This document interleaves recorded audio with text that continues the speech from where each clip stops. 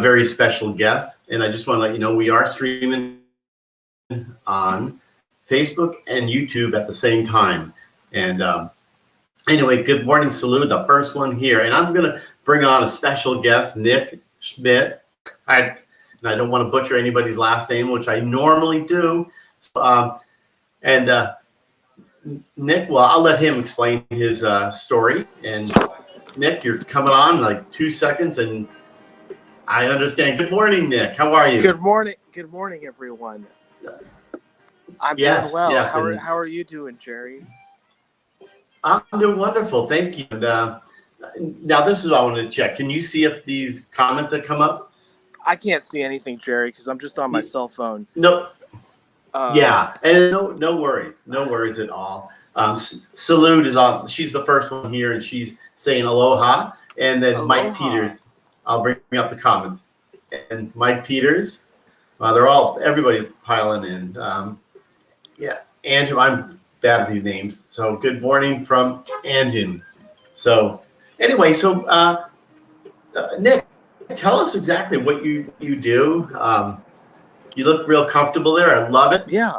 So I am a student of physical therapy assistance, and I'm class of 2020 from San Diego, Mesa Community College. And I have my bachelor's of science in exercise biology from UC Davis. So I've always been thinking about the human body, response to exercise, responses to stimulus, and just about to take the national physical therapy examination. So I'm studying for that.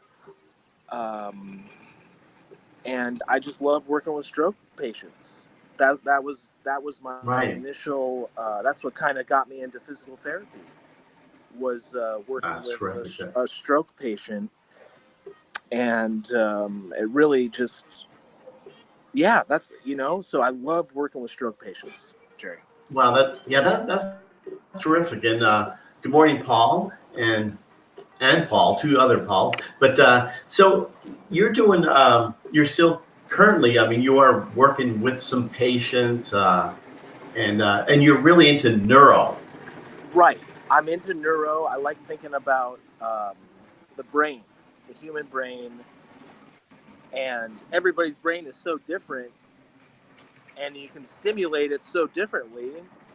There's really no rules, Jerry, when it comes to rehab. Right. So that's why it's so exciting to work with stroke patients. Right. Sorry. That's awesome. No. And that's good. Candace is saying, good for you, Nicholas. And it's like everyone knows here, it's very underserved. So there's a need for therapists to work with stroke patients. Right. Because I know, because everybody, for the most part, is watching our stroke survivors. So for you to shed light on what things you work on and what we need to be working on as well. Exactly. Well, Jerry, it's so, the first thing is just having a positive mindset.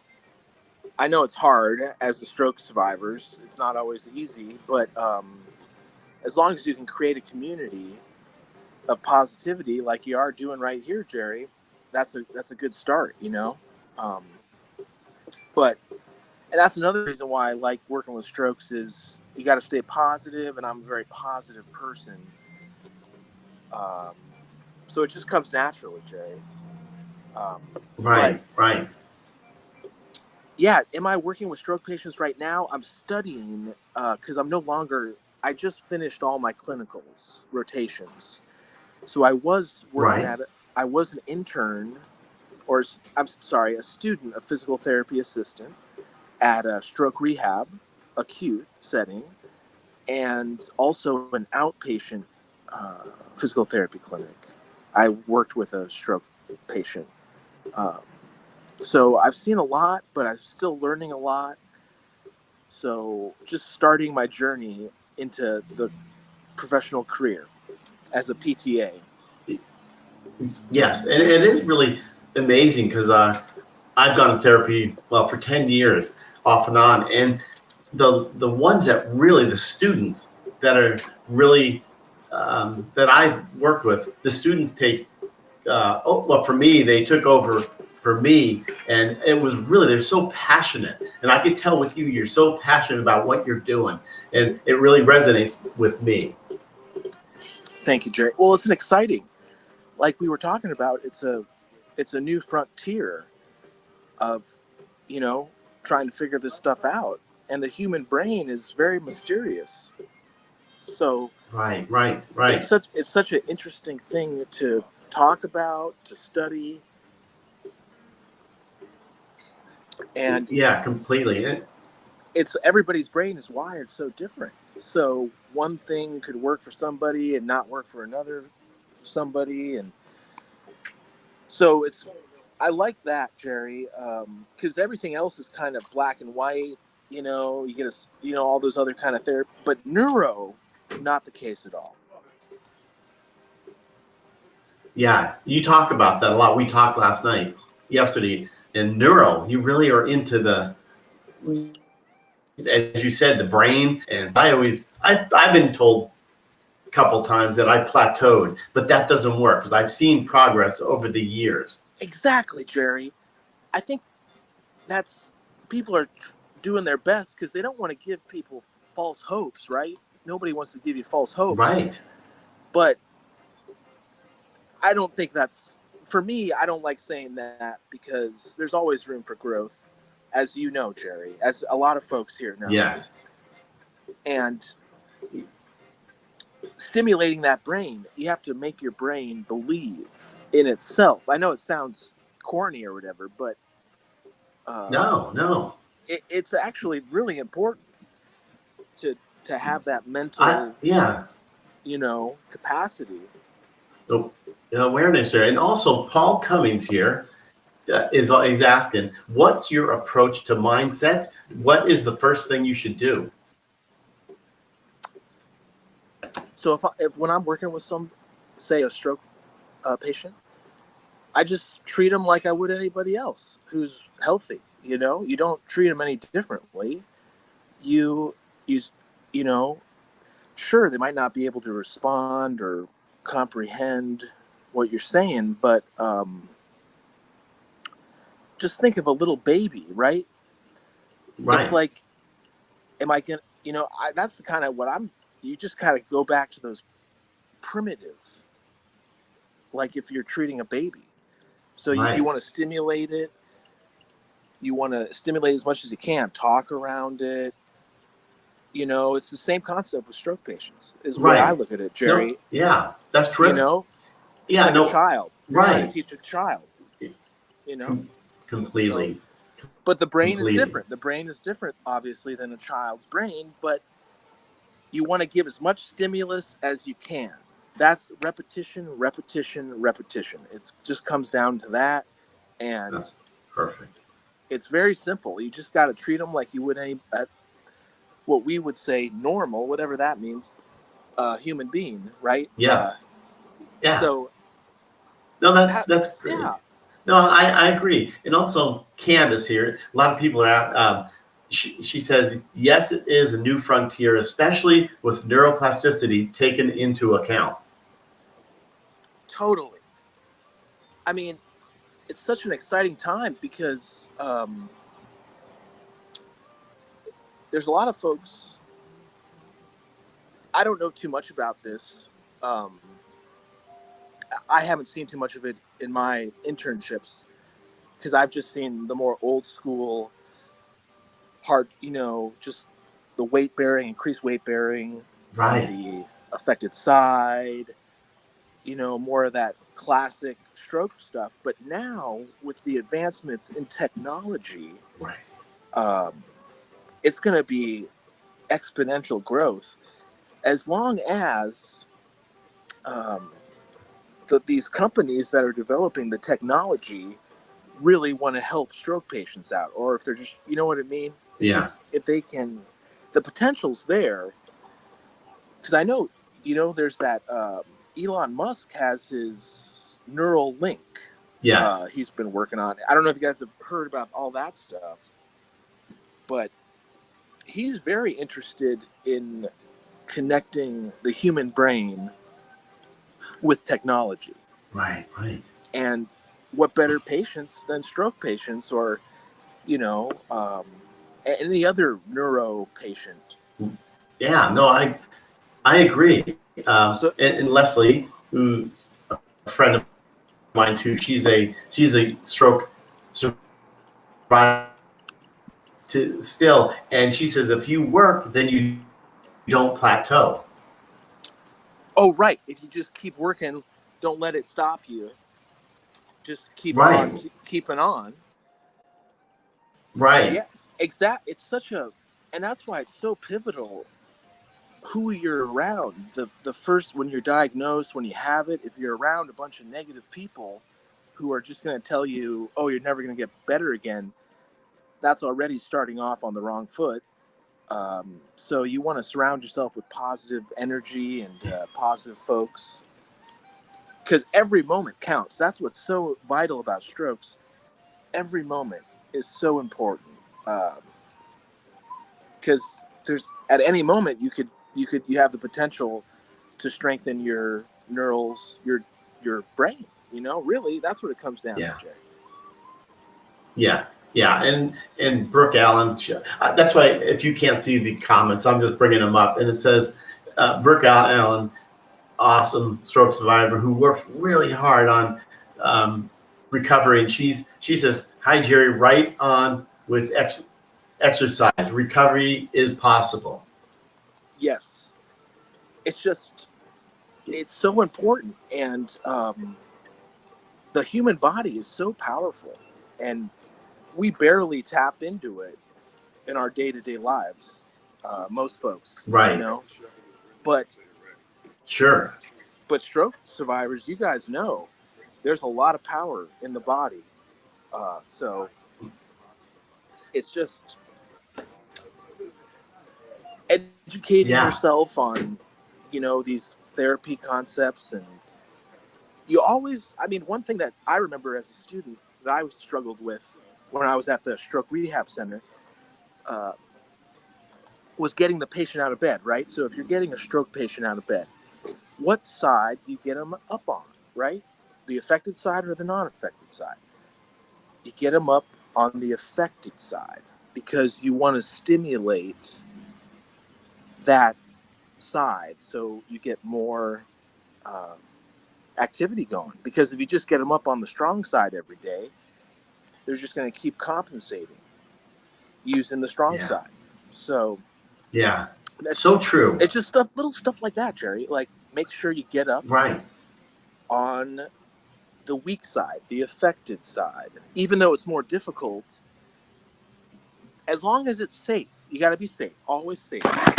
Sorry, my phone just. Right. No. Hey, totally understand it. Okay, yeah, but just little things like that. So just, you always want to challenge the stroke patients in a safe manner. Right. Make sure everyone is safe, and after that, we can do some therapy. Right. And see what else. So, just like Paul says, teach something daily. Every day, you need to do this. 100%. What else here? Yeah, Paul.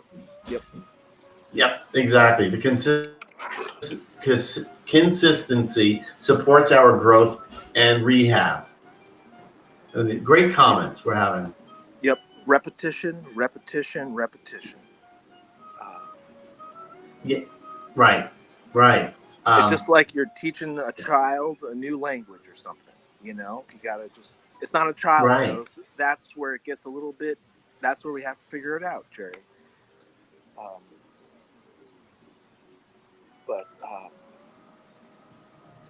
And well, the other thing is so important that I think kind of gets placed by the wayside is cardiovascular training. And it's confusing, you know, if you can't walk, how do you do cardiovascular training, right? Right. So you can use your upper body, you know, like an upper body ergometer. That's cardio. Shadow boxing. I know it's, Yep. but like, say if for caretakers that are listening, um, Right. just doing a simple walk around the building before you go to your therapy lesson um, is going to get them increased oxygen to the brain before the therapy session, and then that's going to allow them to have a better chance for neural plasticity genesis to occur. Uh, say if a stroke patient came in cold to a therapy session. Right. So little things like that, just increasing cardiovascular endurance daily. Um, it's so important, Jerry, and it's so simple. Yeah. Hopefully, you know, it's safe. That's where it gets really hard. Is you want to make sure everybody's safe. Um, Right. Right. Right. We have Leslie's is saying, I'm on leg exercise while I listen, which weakens the nerves and increases circulation. Excellent. Yes, it's getting everything woken up, um,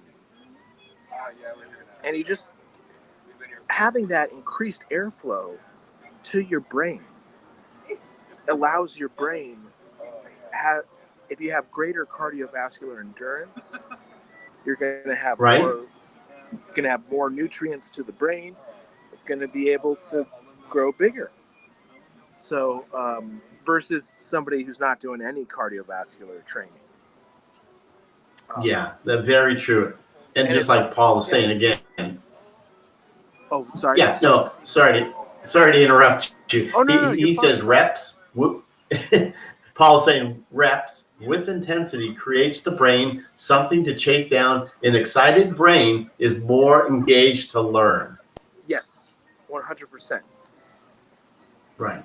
Just having a stimulating conversation like we are right now, Jerry. Like stuff like that's another Yes. thing is having conversations, social interactions is also extremely stimulating to the body versus a Right. digital. Right. So just having, I know it's hard for stroke patients because they're so isolated, um, but having social interaction is also very important for neuroplasticity. 100%. Right. Yeah. So whatever, you know, even if it's just talking, all these things we kind of take for granted before, you know, you have an injury. It's so good. Yes. We just So got to stimulate. Being out in nature is also very therapeutic, I believe, and also helps your body relax and might help it kind of get into more uh, stimulate areas of your brain that weren't being stimulated if you weren't out in nature, say. right. Right. Right.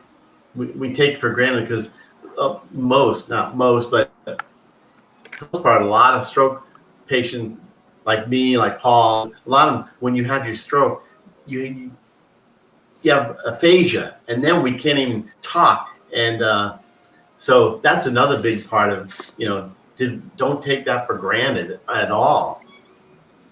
Right. And then Uh, um, just like we were talking about visualizing, visualizations, you can also, even though you're not able to say the words, you could still maybe just visualize the words in your brain. So just pretend like you're reading them in your brain, if that makes any sense. And yeah, yeah, so that way you can. It's very hard to say because every brain's so different. What's going to work, what's not going to work, but like Paul was saying, it just comes down to keeping the brain excited. And yes, if you're visually imagining letters in your brain, that's going to be more exciting than if you're not. If you're just staring at a blank screen or watching TV, you know what I mean? Um, yeah, it's like heavy lifting for your brain. You got to do some reps in the mental domain, if that makes sense. Right. Oh yeah. And also Mark Garman, he also does another show as well, and another stroke survivor at 15 years old. Nick is saying, or Mark is saying, Nick, what is your favorite memory in your field?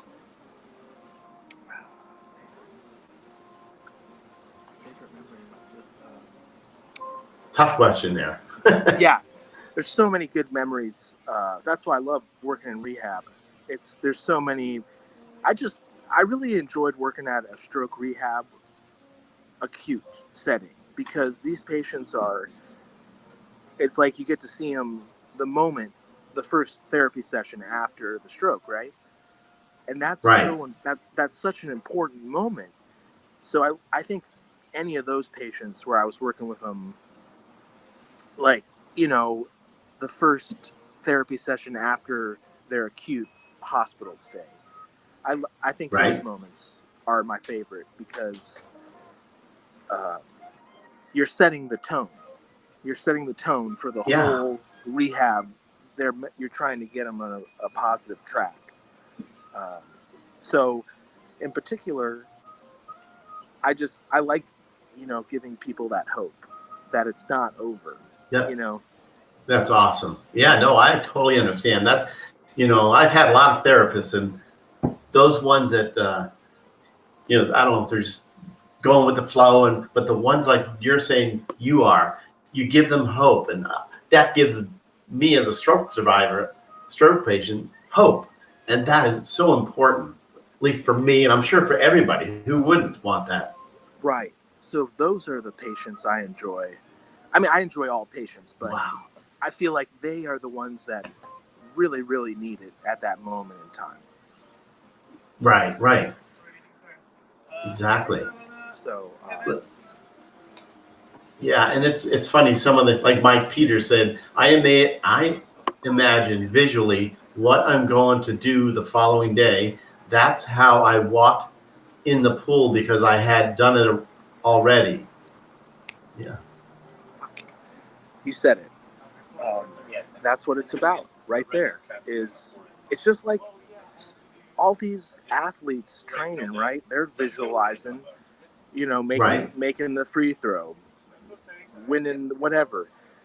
It's the same thing with anything you're trying to do. If you can visualize it, you're gonna create. I believe it's gonna help it manifest. So if you can visualize it, that's one step closer to manifestation. Right. Yeah. So I completely agree, Nick. They're coming. Some of the comments here, I'm trying to keep up with them. Right. As Paul says, or a salute saying, as Paul says, gosh, sorry, it's coming. It says that Paul says, hope is on the way. Yeah. And they gave me hope and determination. Right. It's not a cure. There's no cure, but we can be on this frontier of increasing your body's performance, no matter what starting point. So, and I think it's just so important to not lose that hope, because then you'll lose that energy that you need. Right. Because it's going to take a lot of energy to recover. Right. So. Yeah. Right. And I see Paul here says, doing different exercises doesn't allow the brain to get accustomed to the same old thing. Do something unique. So true. 100%. Yeah. It's like, if you're gonna do your walk, you want to just simple things like just going on a walk in a different area you haven't gone on a walk before. Little things like that. You might not think that's a lot of stimulus change, but it does help changing your environment, for walking. It doesn't always have to be exercises, right? But there's so much variation. That's where it gets really exciting and creative. Right. Is coming up with cool exercises specific to each patient's lifestyle and trying to replicate. Yeah, that's the other thing.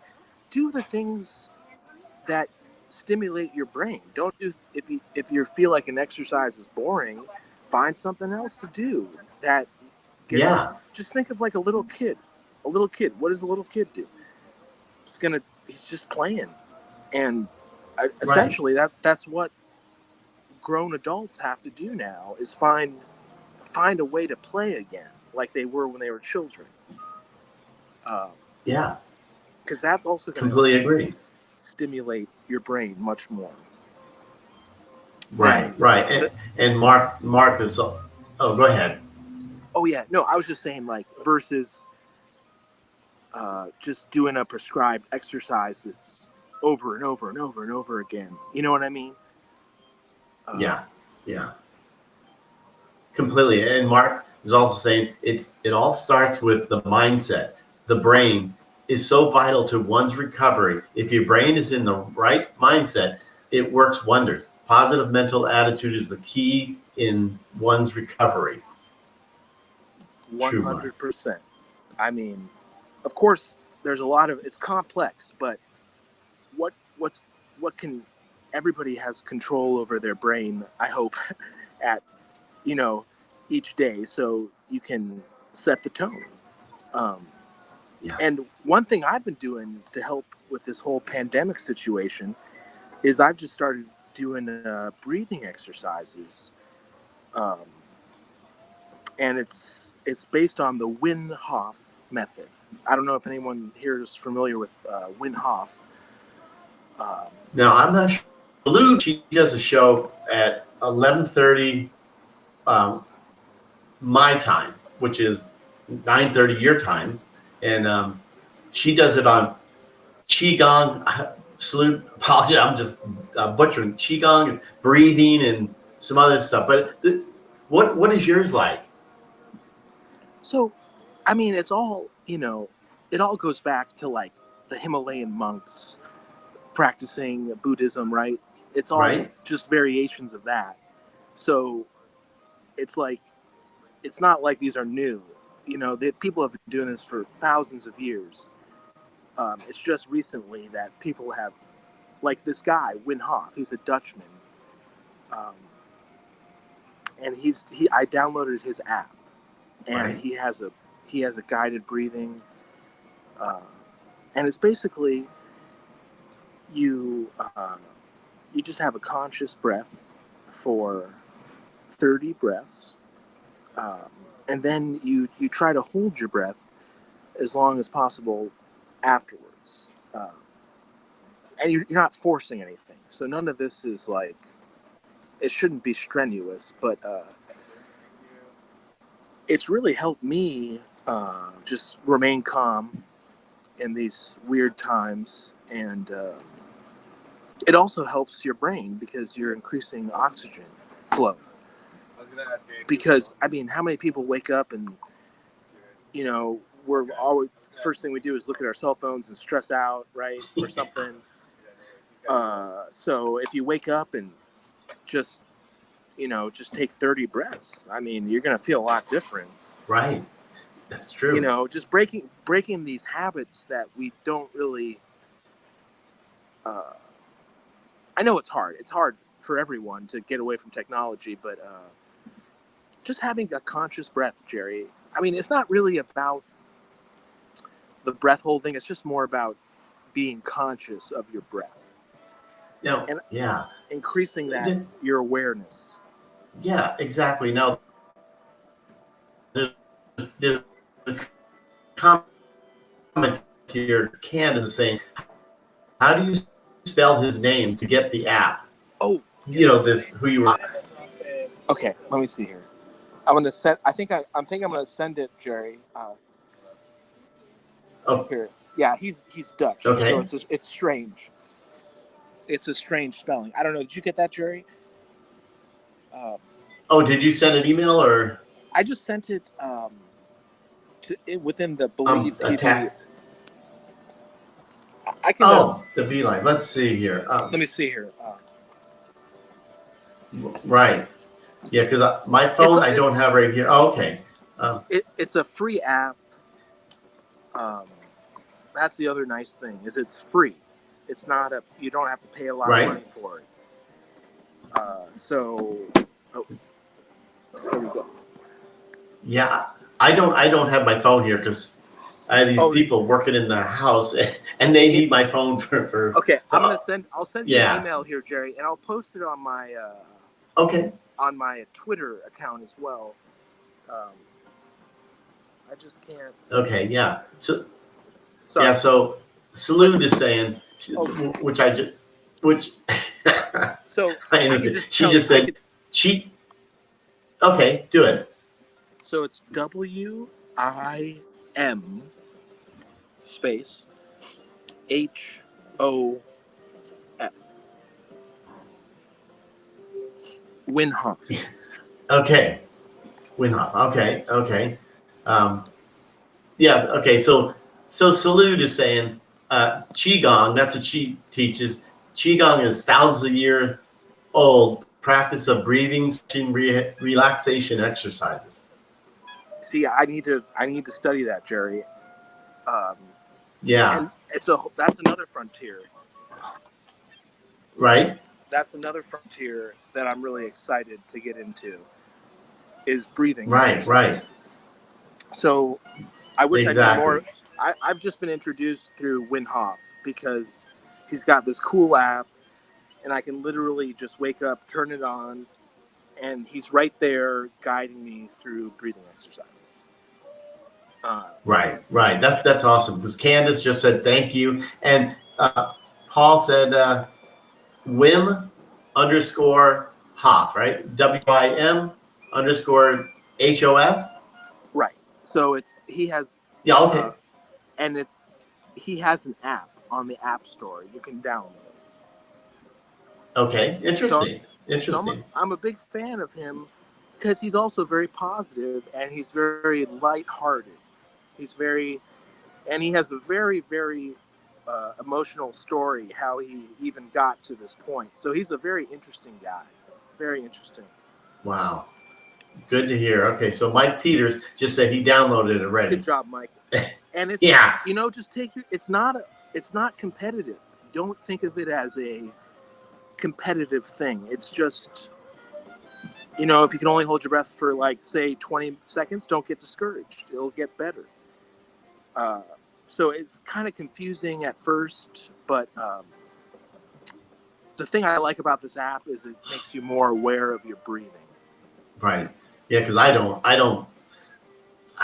should be thinking about that more. I just breathe, but I know there's exercises to do, and it's good for you. As Salute does every, after this show for the most part. And it is good. And I watch our show all the time, and it's pretty impressive what you learn from that. Because Paul Cummings just said he downloaded it as well. So I'm glad, everybody, because if you start doing that on top of everything else, I think it's going to give you a nice little boost, hopefully. Yeah. And it opens up a whole new way of thinking about exercising because you don't have to be at a gym. You can be lying on a yoga mat in your backyard. Right. Doing some breathing exercises. Right. That's interesting. Wow. And it's good for stroke patients, right? Yeah. I mean, you could be in your wheelchair. Yeah. And you're just doing the breath exercises, and nobody even knows what you're doing. Right. That's funny. No, that's great. So I was Paul, you have to run. Thank you for here, but you know what? Thank you, Paul. Yeah, and I know we're gonna do this show for about a half hour, and that's about it. Because I know a lot of people, it takes time out of their day, and all that. And I know you have to run, and technology, batteries. I totally understand that. Okay, so Paul just said he shared this And but yeah, you'll see it. I'll send you a copy of it. But you'll see this show. Awesome, Yeah. Jerry. And my Twitter account is their SPTA Nick. So I'm going to be posting some interesting articles Okay. about neurogenesis. So you guys can look. Whoever's interested can check it out. Yeah, and it's funny, we talked about that last night, but we never got into that really today. Is it similar to neuroplasticity? Neurogenesis. It's a little different, isn't it? Right. Well, just by the word, right? So Genesis in the Bible is beginning. So neurogenesis is you're creating new neurons, right? Right. Whereas neuroplasticity is rearranging, adapting. So that's different for sure. Okay. Yeah. That's how I take it, Jerry. But you're going to talk to. It's always going to be different. So Yeah. So, but just think, neuroplasticity is your brain's ability to adapt, whereas Genesis is you're creating neurons from nothing. Right. So, you know what I mean? Interesting. Yeah. Yeah. So, Nick, do you have, since we're getting close to the end, do you have any final words to encourage or what to say about for all these stroke survivors and even the caregivers that you can shed light on?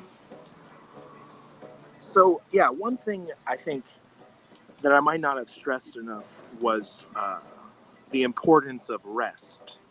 It's also important to work really hard, focus, concentrate very, very hard on a task, right? With your stroke patients, whatever it is, going to the restroom, walking, breathing, but then you got to let them rest. You got to give them some R&R, Right. so that the brain can recover and replay what it's learned. Right.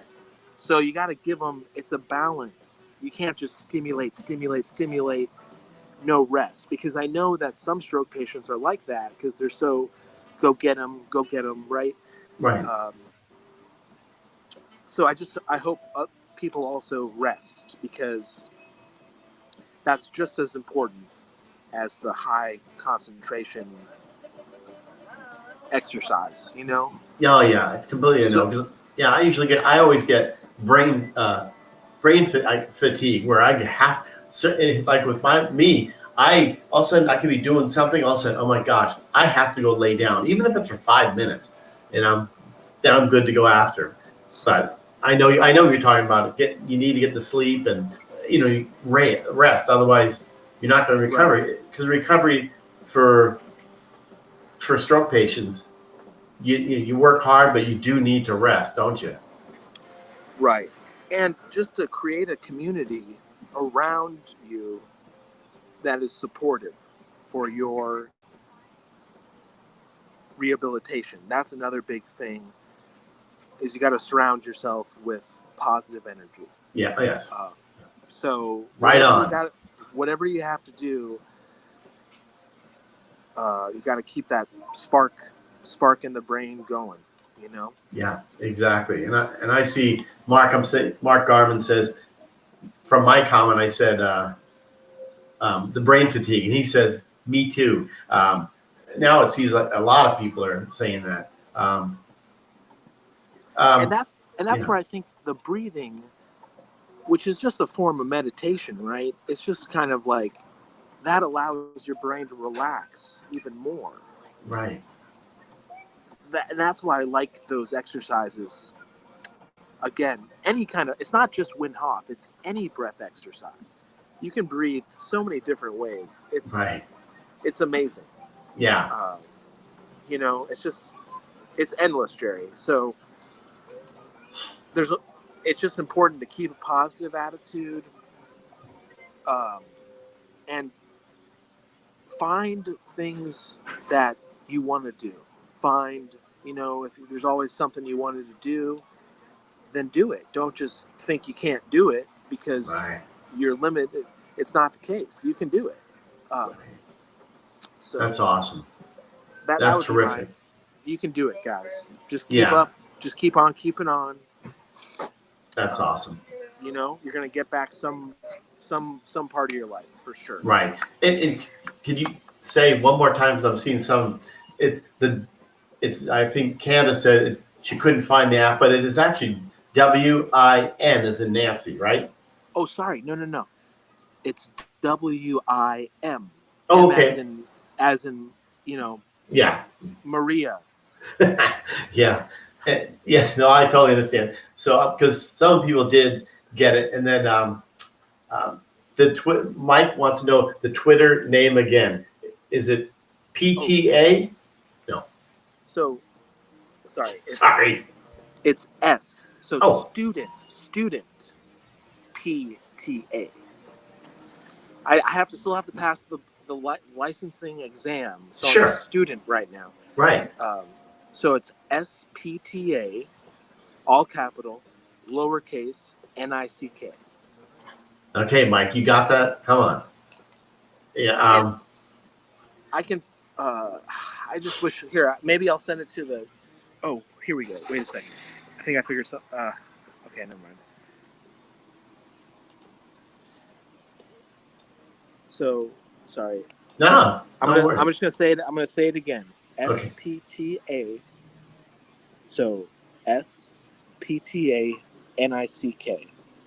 That's my Twitter. All right, Mike got that. All right, well, that's awesome. Nick, I really appreciate you coming on and shed some light on the new technology out there, and since you are waiting to pass the exam, and that's awesome. I really appreciate it, and taking your time out and not wearing a mask out there, right? Because Well, I'm outside. Yeah. And there's no people around me. Everybody's 6 feet away. Yeah. And I'm at a isolated cafe, so I've planned it out, Jerry. Yeah. I know. I got my mask here. I do wear a mask. Let me make that clear. I'm wearing a mask. No, I understand. I was just giving you a hard time on that. But thank you all for being Jerry, here. Yeah. Thank you so much.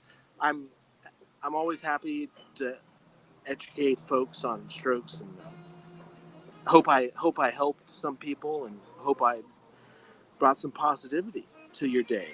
Yes. Well, it's not over. It's not over. Just got to breathe and surround yourself with positive people, positive what you think, positive thoughts. Yeah. Like just like Salud says, PMA, positive mental attitude. Man, I wish everybody just had a PMA shirt. It would just, that is the focus. PMA. Yes. 100%. Exactly. I really appreciate this. And then you're right. So everybody's saying thank you, the ones I'm seeing here. Thank you, Nick. Thank you, Nicholas. Thank you so much for having me. I feel very honored to be part of this show. Thanks so much. Yeah, and Mike is saying you are so positive. But that's what it's about. That's right. Well, take care, everybody, and we'll see you again, I'm sure.